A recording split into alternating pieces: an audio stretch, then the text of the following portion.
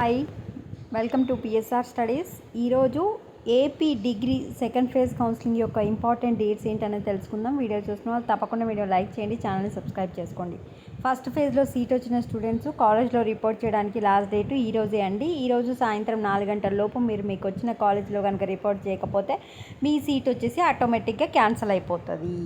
So ఈరోజు reporting అయిపోగానే night వరకు ఎన్ని సీట్స్ ఖాళీగా ఉన్నాయో మనకు డేటా అయితే ప్రొవైడ్ చేయడం జరుగుతుంది రేపు. సో సెకండ్ ఫేజ్ కౌన్సిలింగ్ వచ్చేసి మనకు 22 నుంచి స్టార్ట్ అవుతుంది. 22 నుంచి 24 వచ్చేసి రిజిస్ట్రేషన్ చేసుకోవాలి. ఫస్ట్ ఫేజ్లో రిజిస్ట్రేషన్ చేసుకున్న స్టూడెంట్స్ మళ్ళీ రిజిస్ట్రేషన్ చేసుకోవాల్సిన అవసరం లేదు. కొత్తగా కౌన్సిలింగ్లో పాల్గొనే స్టూడెంట్స్ మాత్రమే రిజిస్ట్రేషన్ చేసుకోవాలి. Certificate verification only for special స్టూడెంట్స్కే ఉంటుంది. 23rd to 25th help line సెంటర్లో అటెండ్ కావాలి. రిమైనింగ్ స్టూడెంట్స్ అందరికీ ఆన్లైన్లోనే కంప్లీట్ అయిపోతుంది.